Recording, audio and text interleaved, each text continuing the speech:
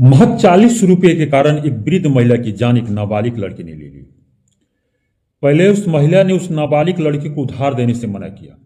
जब उधार नहीं मिला तो उस वृद्ध महिला की दुकान से चोरी करने का प्रयास किया। एक दिन उस महिला ने उस लड़के को अपनी दुकान से चोरी करते पकड़ लिया। पहले तो आया था वो महिला की दुकान से पान मसाला लेने के लिए। एक दिन महिला की दुकान पर पान मसाला लेने के लिए वो नाबालिग लड़का आता है, कहता है मुझे गुटखा दे दो।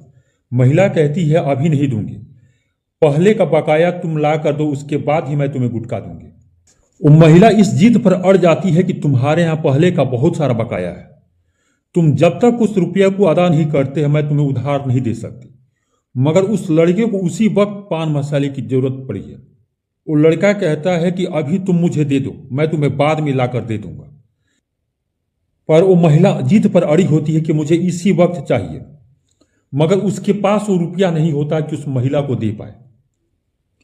महिला कहती है कि तुम पहले का उधार दिए नहीं और फिर आ गए मांगने, जाओ यहां से, आज तुम्हें तो बिल्कुल उधार नहीं मिलेगा। अगर चाहिए तो आज तुम्हें नगद देना ही पड़ेगा।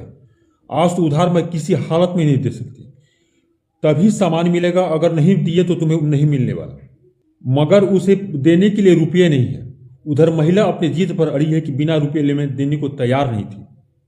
उधार ना मिलने से उस लड़के का आत्मसम्मान को ठेस लग जाती है। वो लड़का आंख दिखाते उस महिला से कहता है तुम ऐसे नहीं दे रही हो, मैं लूंगा तो जरूर, किसी भी हालत में लूंगा। अगर तुम ऐसे नहीं दे रही हो तो मैं चोरी करके लूंगा, पर लूंगा जरूर।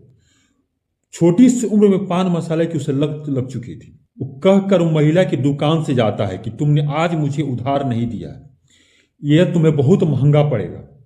वो कहकर आंखें दिखाते वहां से चला जाता है। नमस्कार, आदाब, सत श्री अकाल। मिस्ड स्क्रीन में आपका स्वागत है। प्लीज हमारे चैनल को लाइक करें, सब्सक्राइब करें, कमेंट करें, साथ ही बेल आइकन दबाना ना भूलें। उत्तर प्रदेश के अंतर्गत इटावा जिला लगता है। इटावा के अंतर्गत सिंघावली गांव है। 19 दिसंबर दोपहर की घटना है।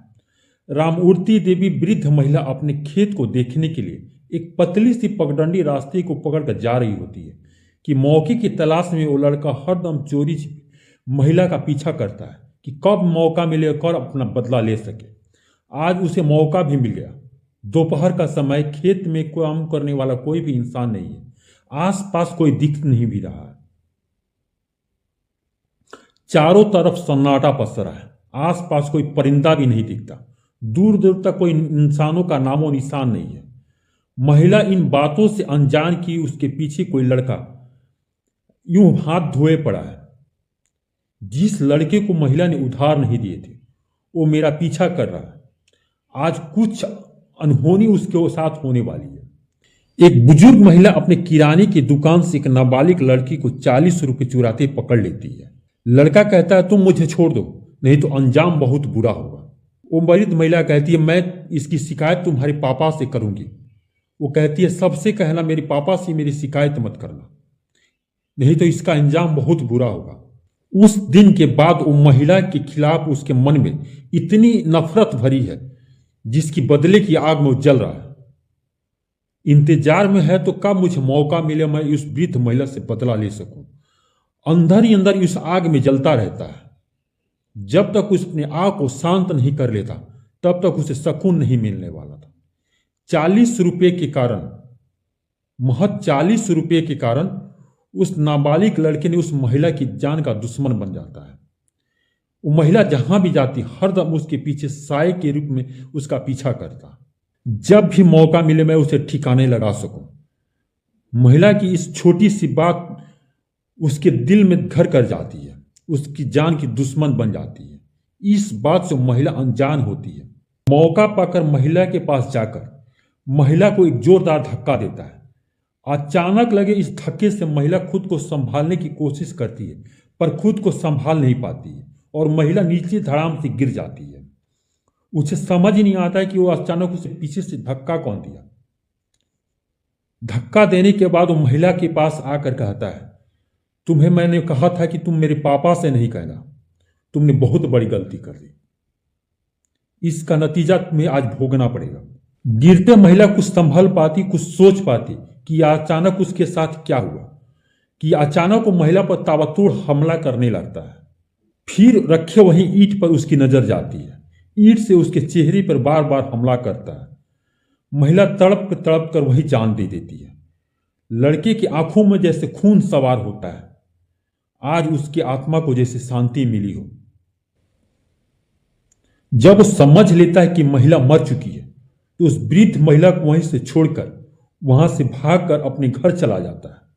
वो ऐसा खुद को दिखाने की कोशिश करता है कि जैसे उसने कुछ किया ही नहीं है। शांत भोला भाला चेहरा लेकर अपने घर पहुंच जाता है। अंदर ही अंदर कहते हैं, पापा से चोरी की बात नहीं बतानी चाहिए थी। बुजुर्ग महिला रामवती देवी का पति दिव्यांग रामसूरत राम राजपूत दोनों एक परचून की दुकान चलाते थे। 25 दिन पहले 15 वर्षीय नाबालिग लड़का उनकी दुकान पर पान मसाला के लिए आता है। संजोग से रामसूरत राम राजपूत दुकान पर ही मौजूद है। उनके सामने ही लड़का उधार मांगने लगता है। वो दोनों मना करते हैं कि आज उधार नहीं मिलेगा, जाओ पहले का रुपया लेके आओ, फिर तुम्हें उधार मिलेगा।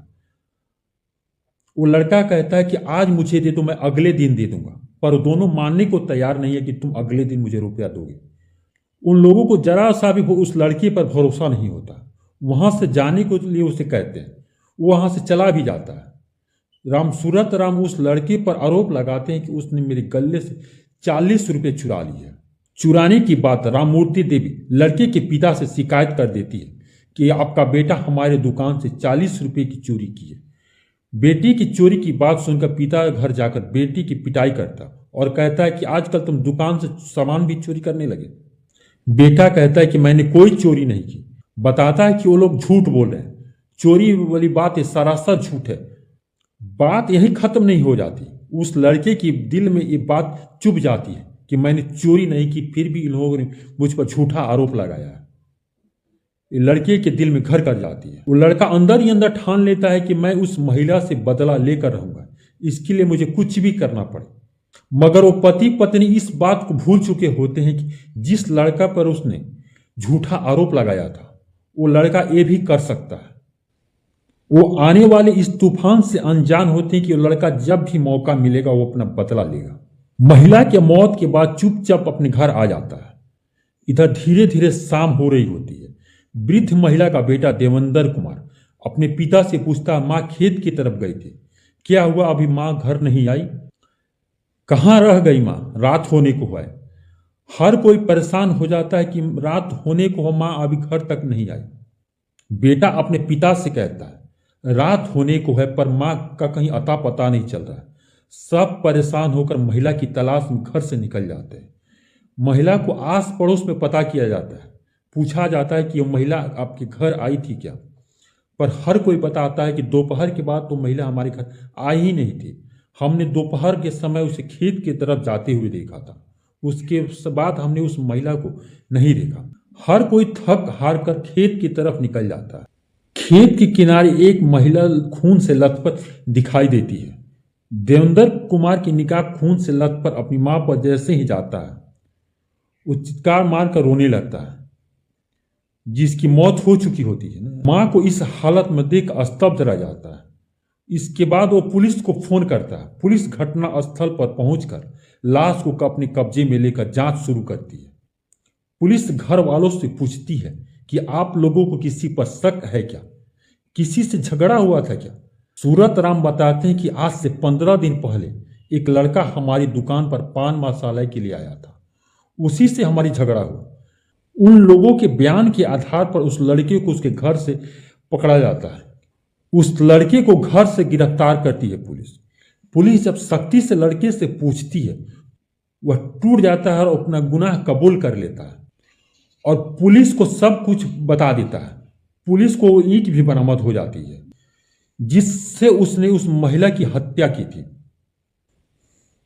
पुलिस से वो लड़का बताता है कि मैंने चोरी नहीं की थी, इन लोगों ने मुझ पर झूठा आरोप लगाया था।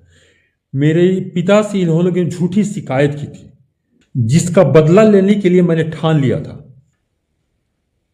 पूछताछ में नाबालिग लड़के ने बताया कि मैंने पैसे नहीं चुराए थे। इसके बावजूद महिला ने मेरे पिता से शिकायत की थी। पुलिस गहन से इससे जांच पड़ताल कर रही है, पता लगाने की कोशिश कर रही है। वो लड़का नशे का आदी था। प्लीज हमारे चैनल को लाइक करें, सब्सक्राइब करें, साथ ही बेल आइकन दबाना ना भूलें।